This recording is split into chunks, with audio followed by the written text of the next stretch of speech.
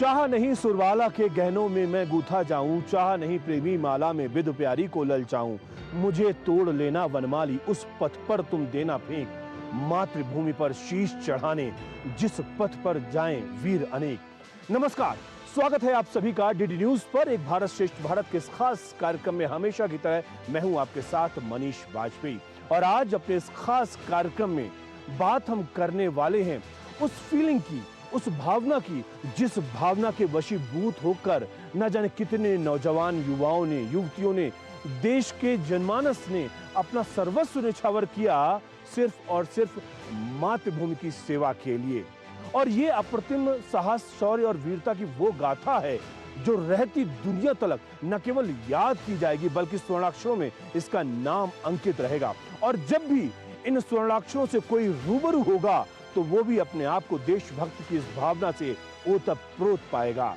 हम बात करेंगे अपने इस खास कार्यक्रम में आज ऑपरेशन विजय की, कारगिल युद्ध की, और उससे जुड़ी हुई तमाम कहानियों को भी जानेंगे और समझेंगे कि आखिरकार हुआ क्या था, कैसे हुआ था, और वो पूरी कहानी आपके लिए इस खास कार्यक्रम में।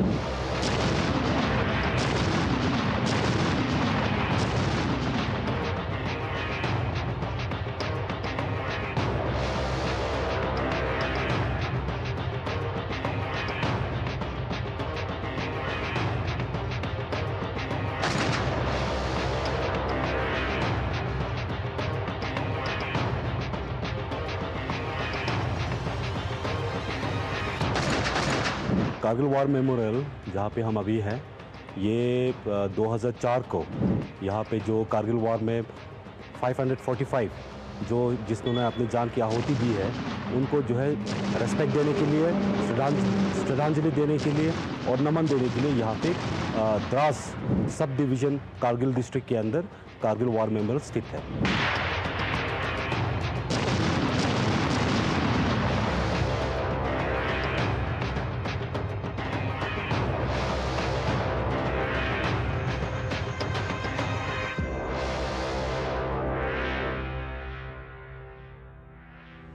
श्रीनगर लेह राष्ट्रीय राजमार्ग पर द्रास में स्थित है ये कारगिल वॉर मेमोरियल। लगभग 7 एकड़ की ये जमीन है जहां पर इस कारगिल वॉर मेमोरियल को बनाया गया है। और हम जहां पर मौजूद हैं, ये वो विजय पथ इसका नाम दिया गया है क्योंकि ये सीधे ऑपरेशन विजय जो यहाँ पर मेमोरियल बना है, ये पथ वहां तक जाता है। इस कारगिल वॉर मेमोरियल में वो सब कुछ है जो कारगिल से जुड़ा हुआ, कारगिल युद्ध से जुड़ा हुआ है। खासकर अगर हम बात करें, वो जो साजो सामान था जिनके जरिए युद्ध लड़ा गया, वो चाहे वो हवित्जर की तोपें हों या वो फोर्स की तोपें हों, उन लोगों की यादें भी यहाँ पर हैं जिन लोगों ने युद्ध लड़ा, और उन लोगों की बातें भी यहाँ पर हैं जिन्होंने अपने जीवन का कह सकते हैं कि पूरा सर्वस्व न्यौछावर कर दिया और मातृभूमि की खातिर जो कभी वापस घर को नहीं लौट कर जा पाए।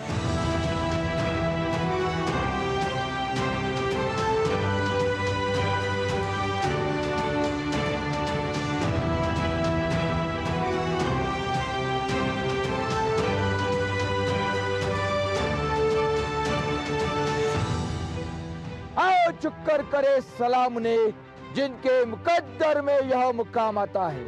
बड़े खुश नसीब होते हैं वह लोग जिनका लहू वतन के काम आता है, जिनका लहू वतन के काम आता है। जय हिंद, जय हिंद। भारत माता की जय, भारत माता की जय, भारत माता की जय।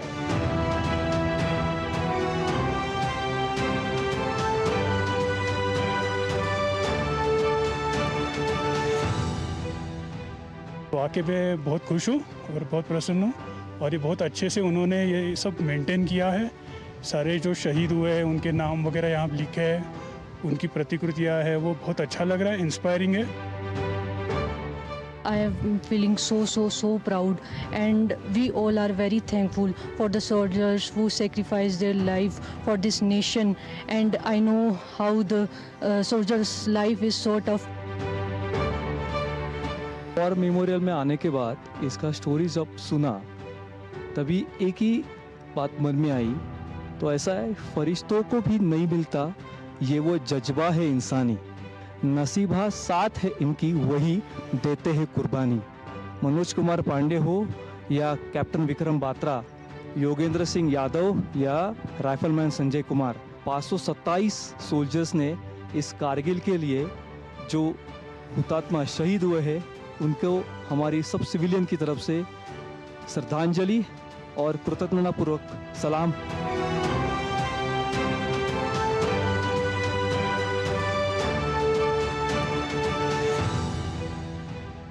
जब हम ऑपरेशन विजय का जिक्र करते हैं तो उस तोप का जिक्र करना बहुत जरूरी है जिसने दुश्मन के बीच हाहाकार मचा दिया था।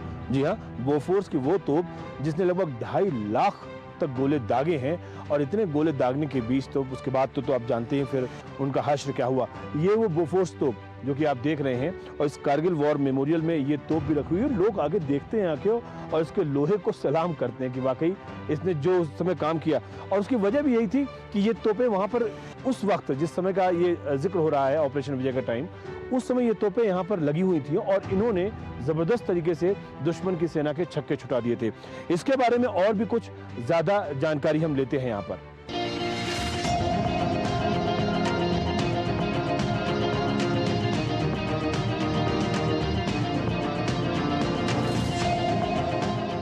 आप देख सकते हैं मेरे पीछे 155 mm 77 B02 बोफोर्स गन को डिस्प्ले किया गया है। ये आर्टिलर को योगदान को याद दिलाने के लिए यहाँ पर डिस्प्ले हेतु लगाया गया है। लगभग ऐसे ही 100 गन के द्वारा दुश्मन के ठिकानों पर भारी बमबारी करते हुए 2.5 लाख से ज़्यादा गोले दागे गए, जिसके कारण हमारे इन्फेंट्री सेना को एक के बाद एक जीत हासिल करने में मदद पहुंची, और जिसके कारण आज .5140 को गन हिल के नाम से जाना जाता है।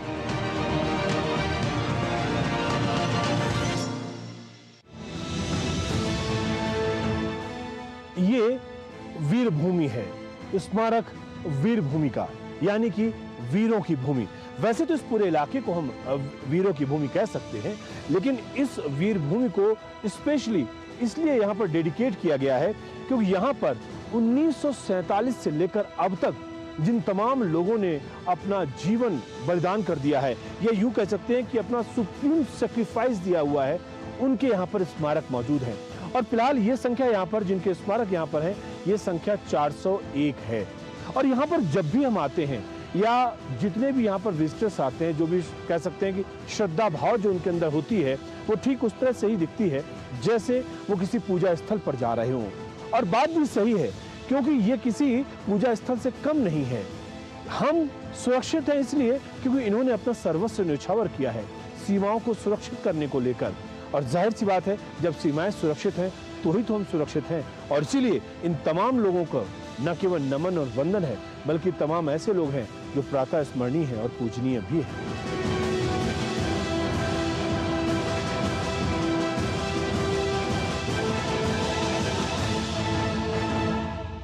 आज हम नासिक से महाराष्ट्र के लोग आए हैं। ये कारगिल विजय जो स्मारक है वो देखकर मातृभूमि के चरणों में हम वंदन किया, वो बहुत अच्छा लगा।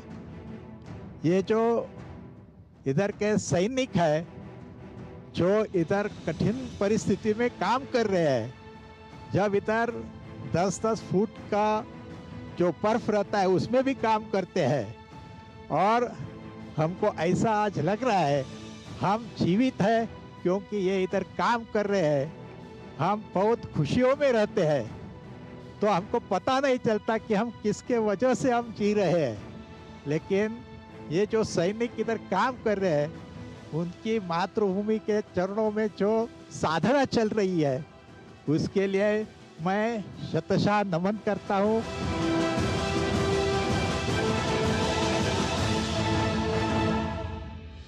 जब हम ऑपरेशन विजय की बात करते हैं तो ऑपरेशन विजय ने बहुत कुछ सिद्ध किया।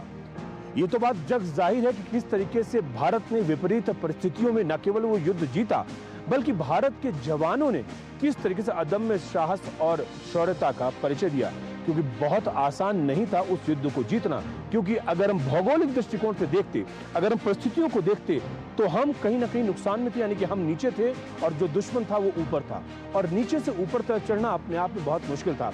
ऐसे समय पर हमारे जो संसाधन थे, जो साजो सामान था, जिनसे हम युद्ध लड़ रहे थे, उनकी क्या भूमिका रही, उसको भी यहाँ पर बताया गया है। ये जो MiG-21 का जो एक फाइटर क्राफ्ट जो है, ये है गोल्डन एरो स्कॉन, जो कि भटिंडा में स्थित है। उन्होंने प्रेजेंट किया था कारगिल वॉर मेमोरियल को, और ये दर्शाने के लिए ये हमारे जो इंडियन एयरफोर्स का जो ऑपरेशन सफ़ेद सागर, जिसमें से MiG-21, मिराजेस और हेलीकॉप्टर्स Mi-17, इन सब ने भाग लिए थे कारगिल वार में। और इन्होंने यहाँ पे जो सिर्फ कैजुअलिटी इवैक्यूएशन नहीं, क्लोज एयर सपोर्ट भी दिया, और इसके बाद जो एयर इंटरडिक्शन भी किया। और उसके बाद खास करके जो मुंगथो डालो में, वहाँ पे जो उनके जो दुश्मन के पूरे एडम बेस थे, वहाँ पे जो 400 से ज़्यादा जो किलोग्राम के वहाँ पे कारपेट बॉम्बिंग किए थे, जिसकी वजह से पाकिस्तानियों का, आर्मियों का जो एडम बेस था, उनका जो लॉजिस्टिक्स में काफ़ी भारी असर पड़ा। और वो जो है बाद में जो है दिखाई दिया कि उनके जो फॉरवर्ड एरिया से वहाँ पे उनके लॉजिस्टिक्स नहीं पहुँच पाया, और हमारे जो ग्राउंड फोर्सेस के बढ़ती हुई जीत के साथ दोनों मिला के पाकिस्तानियों को वहाँ से भागना पड़ा। ए मेरे वतन के लोगों, जरा आँख में भर लो पानी, जो शहीद हुए हैं उनकी जरा याद करो कुर्बानी। क्यों हम आँखों में पानी लाए? हम तो गर्व से कहेंगे कि ये हमारे नौजवान हैं, जिन्होंने हमारी आप सबकी जान बचाई है, और उनको हमने यहाँ आके जो याद किया है, उसके लिए भी मैं खुद को बहुत नसीब से समझती हूँ। मैं बहुत नसीबवान हूँ कि यहाँ आके मुझे उनका धीरज, उनका शौर्य, उनकी जो कारागिरी है, उनका जो कार्य है, वो सब मुझे देखने को मिला। मैंने बहुत अभिमान महसूस किया है, और मैं फिर से एक बार कहती हूँ, जय हिंद, जय हिंद, जय हिंद।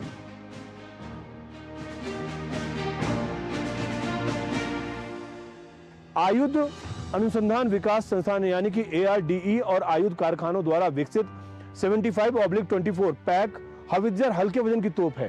पहली बात तो ये समझना होगा, ये हल्के वजन की तोप है, और इसे आसानी से खोला जा सकता है, जोड़ा जा सकता है, यानी कि डिसमेंटल कर सकते हैं, हम इसको ऊपर ले जा सकते हैं और उसके बाद इसको जोड़ सकते हैं। इसी कारण से पहाड़ों में खच्चरों द्वारा या हेलीकॉप्टर द्वारा लटका कर ले जाया जा सकता है।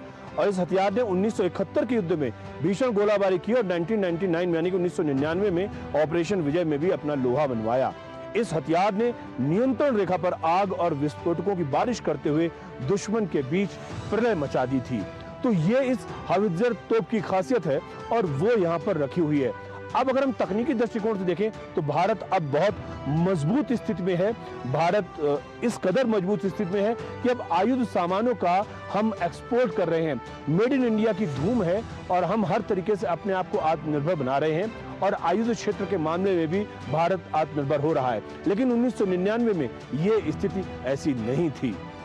तो फिर क्या था, ये समझना बहुत जरूरी है, और था वो हमारे जवानों का साहस और शौर्य, जिसके चलते उन्होंने विजय हासिल की।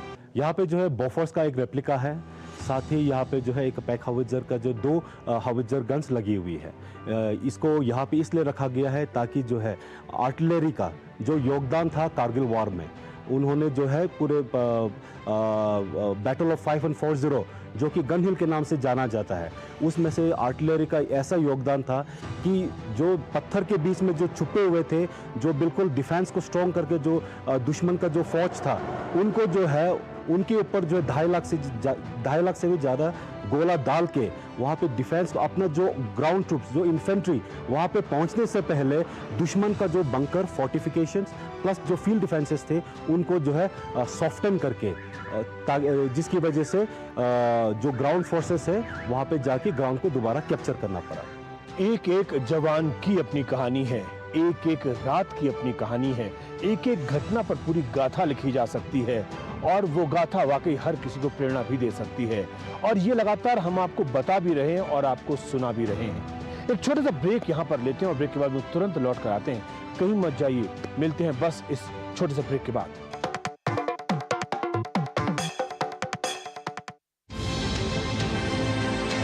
राष्ट्रीय खबरें हो या अंतर्राष्ट्रीय मुद्दे की बात, राजनीति से जुड़ा हर पहलू, साथ ही बिजनेस का उतार चढ़ाव, खेल जगत की अपडेट से लेकर मनोरंजन की छोटी बड़ी हलचल, वहीं बड़ी खबरों की संपूर्ण कवरेज, ताकि आप रहें खबरों के बीच। देखिए मिड डे प्राइम सोमवार से शुक्रवार दोपहर 1 बजे।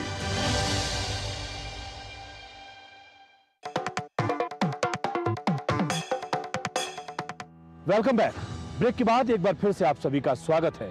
बात हम कर रहे हैं कारगिल वॉर मेमोरियल की, और इसके जरिए हम जानने की कोशिश कर रहे हैं उस अप्रतिम शौर्य गाथा के बारे में, जिसको जानकर आपके रगों में आज भी कुछ कंपन सा होने लगता है, कुछ सिहरन सी होने लगती है, आपके खून दौड़ने लगता है और आपको लगने लगता कि वाकई ये कुछ ऐसा है जो किसी और के पास नहीं है।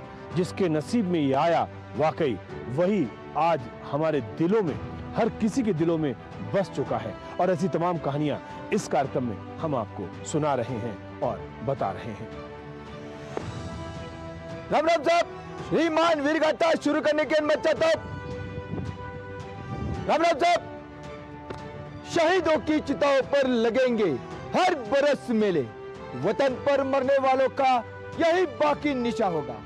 राम राम साहब, मैं सिपाही निखिल गायकवाड़, 4 मराठा लाइट इन्फेंट्री संरक्षक बटालियन, भारतीय सेना की ओर से आप सभी का इस कारगिल वॉर मेमोरियल में हार्दिक स्वागत एवं अभिनंदन करता हूँ। कारगिल वॉर मेमोरियल में हम जब आते हैं तो हमें डिजिटल या तकनीक का जो उपयोग हो सकता है बेहतर, वो हमें दिखता है। अभी यहाँ पर जो लोग आ रहे हैं, जो विजिटर्स हैं, वो यहाँ पर अपनी ई श्रद्धांजलि दे रहे हैं। आप देख सकते हैं सामने स्क्रीन पर जो आपने टैब से वहाँ पर वो देखिए वो कर रहे हैं, और वहाँ पर जो जवान हैं मिस्टर राकेश पाटिल, वो उनके सहयोग कर रहे हैं। और किस तरीके से यहाँ पे देखिए ये इनका सर्टिफिकेट भी जनरेट हो गया है, सर्टिफिकेट ऑफ ट्रिब्यूट सामने आप देख सकते हैं। तो ये बहुत अच्छा एक अभिनव प्रयोग है जो कि आ गया है। नरेंद्र दिगंबर आप्टे हैज़ पेड, ये देखिए पूरा लिखा हुआ आ गया है। और ये अपने आप में एक बहुत अच्छा एक्सपीरियंस होता है जब भी कोई यहाँ पर आता है। तो ये है ई श्रद्धांजलि, यानी कि आप इलेक्ट्रॉनिक यानी कि तकनीक या डिजिटल सहयोग से आप अपने जवानों को यहाँ पर श्रद्धांजलि अर्पित कर रहे हैं। बहुत अच्छा ये प्रयोग है और बहुत ही अपना प्रयोग है। आप इधर आए आपके साहब, आप हमारे साथ में, आप यहाँ पर आए हैं तो आपको ये जो ई श्रद्धांजलि आप देख रहे, कैसा कॉन्सेप्ट लगा और क्या फीलिंग आपके अंदर रही? ये बहुत ही अच्छा कंसेप्ट है। नया टेक्नोलॉजी का सहारा लेके वीर पुरुषों का स्मरण करना, ये इतनी अच्छी बात है कि ये छोटी सी चीज़ पूरे जगत तक जा सकती है। और इसका ये जो मायना है, वो मायना हाथ में लेकर हमारे वीरों का जो स्मरण है वो पूरे जगत में जा सकता है। इसलिए बहुत ही नोबल आइडिया है। बहुत बहुत धन्यवाद ये कल्पना जिसको सूझी उसको। यहाँ पे कारगिल वॉर मेमोरियल देख के बहुत प्राउड फीलिंग आती है। हम घर पे बैठ के सोचते नहीं है कि यहाँ आके जवान कितना सैक्रिफाइस कर रहे हैं, उनके परिवारों से दूर रह रहे हैं, बट यहाँ आके फिर रियलाइज़ होता है कि बहुत ज़्यादा सैक्रिफाइस कर रहे हैं वो लोग और अपने देश के लिए बहुत ज़्यादा कुर्बानी दे रहे हैं। हम कारगिल मेमोरियल देखने आए थे और बहुत सारे इमोशंस आए हैं, क्योंकि गर्व होता है कि किसने इतनी मेहनत करके लड़ाई की है ताकि हम चैन की नींद सो सके, और ये कि हम पाकिस्तान ऑक्यूपाइड कश्मीर से इतने पास में है पर तो भी इतना सेफ लग रहा है।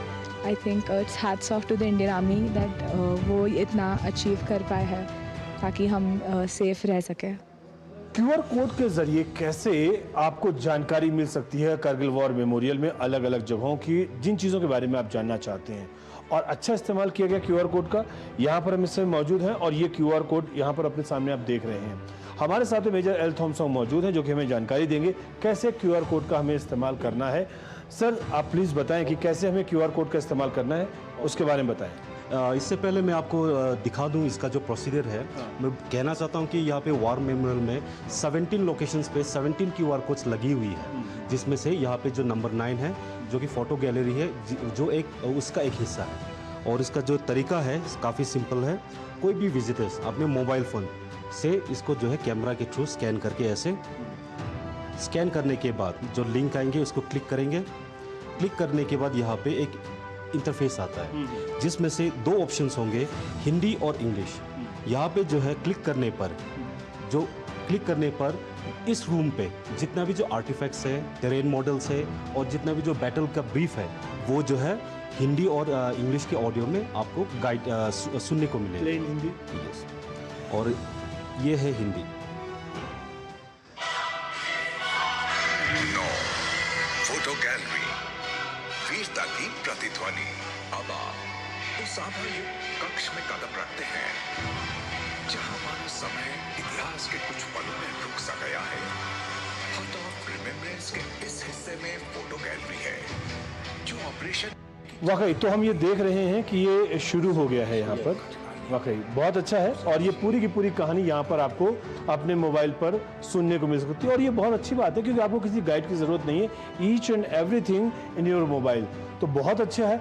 और भी कुछ आप बताना चाहेंगे यहाँ के बारे में, इस जगह के बारे में? इस जगह के बारे में यहाँ पे ये जो है हार्ट ऑफ रिमेम्बरेंस बोलते हैं इसको। जी। और यहाँ पे जो ये कारगिल वॉर मेमोरियल का एक म्यूजियम है जिसमें से यहाँ पे 4 कक्षे हैं, 4 सेक्शंस हैं, जो कि फ्रंट गैलरी, फोटो गैलरी जहाँ पे हम खड़े हैं, और उसके बाद तीसरा नंबर है कैप्चर वेपन गैलरी, और चौथा है वहाँ पे बियॉन्ड द बैटलफील्ड गैलरी, जो कि मैं आपको आगे जाके दिखाऊंगा। जो मौजूदा लोकेशन है ये है फोटो गैलरी, जिसमें से यहाँ पे जो 4 जो इम्पोर्टेंट जो बैटल्स लड़े गए थे उनका जो टेरेन मॉडल्स लगी हुई है। और मेरे सामने जो मेरे दाहिने ये है श्रद्धांजलि कलश, जिसमें से जो है 26 पवित्र नदियों का जो पानी है इसके अंदर कैद किया हुआ है। और ये जो है citizen society of India Bangalore स्थित एक सोसाइटी ने यहाँ पे कारगिल विजय दिवस 2025 में इसको यहाँ पे प्रेजेंट किया है। साथ ही आप देख सकते हो कि फोटो गैलरी के बीचों बीच यहाँ पे जो जितने भी जो यूनिट्स ने कारगिल वॉर मेमोरियल में भाग लिए थे उनके जो वहाँ पे जो राइटअप्स हैं उनके बैटल के बारे में सारे लिखे हुए हैं। और उसके आगे और इसके दाहिने तरफ यहाँ पे जो जितनों ने हमारे जो वीर है, जो 4 परमवीर चक्र, 10 महावीर चक्र और 70 वीर चक्रों का फोटोग्राफ और उसके साथ उनका जो राइटअप लिखा हुआ है। सर ये यहाँ पर हम मौजूद है, इसके बारे में बताएं क्या है ये? ओके, ये जो है टेरेन मॉडल्स हैं 2 important battles of Kargil war, जो कि टाइगर हिल और बैटल ऑफ टाइगर हिल और बैटल ऑफ पॉइंट 4875 के नाम से जाना जाता है। बैटल ऑफ टाइगर हिल जहाँ पे जो है जिसमें से 18 ग्रेनेडियर्स और ये 8 सिख ने जो कि कैप्चर किया हुआ था। और आप देख सकते हो ये है जो है पॉइंट 4875, इसको जो है बत्रा टॉप के नाम से भी जाना जाता है, जिसमें से 13 जम्मू एंड कश्मीर राइफल्स ने जब कैप्चर किया था और वहाँ पे जो हमारे जो कैप्टन विक्रम बत्रा है वो कैप्चर करते समय यहाँ पे अपने जान की आहुति दिए थे। चलिए बढ़ते हैं आगे और देखते हैं कि क्या कुछ और भी है यहाँ पर। ये है बटालिक सेक्टर्स का जो 5 जो मुख्य जो बैटल्स लड़े गए थे, battle of Kukarthang ridge, battle of Jubar मुल्टू डालो और बैटल ऑफ खालवार रिच।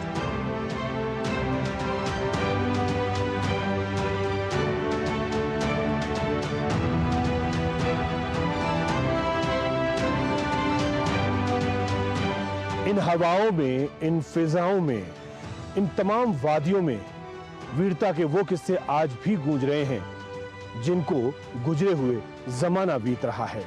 लेकिन ना तो ये किस्से कभी पुराने होंगे और ना ही ये किस्से कभी भुलाए जा सकेंगे, क्योंकि ये किस्से हमारे देश से जुड़े हुए हैं, देश की सुरक्षा से जुड़े हुए हैं, हमारे जवानों के साहस, शौर्य और अप्रतिम बलिदान से जुड़े हुए हैं। ये किस्से हम आगे भी आपको लगातार सुनाते रहेंगे।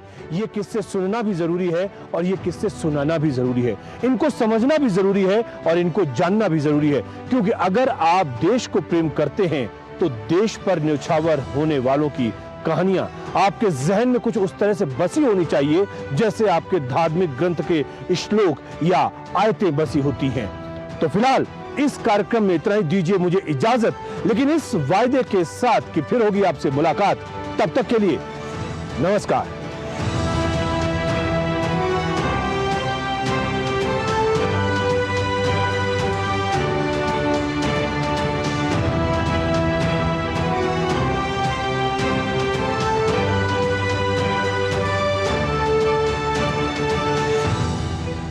आओ चुक्कर करे सलाम ने जिनके मुकद्दर में यह मुकाम आता है। बड़े खुश नसीब होते हैं वह लोग जिनका लहू वतन के काम आता है। जय हिंद।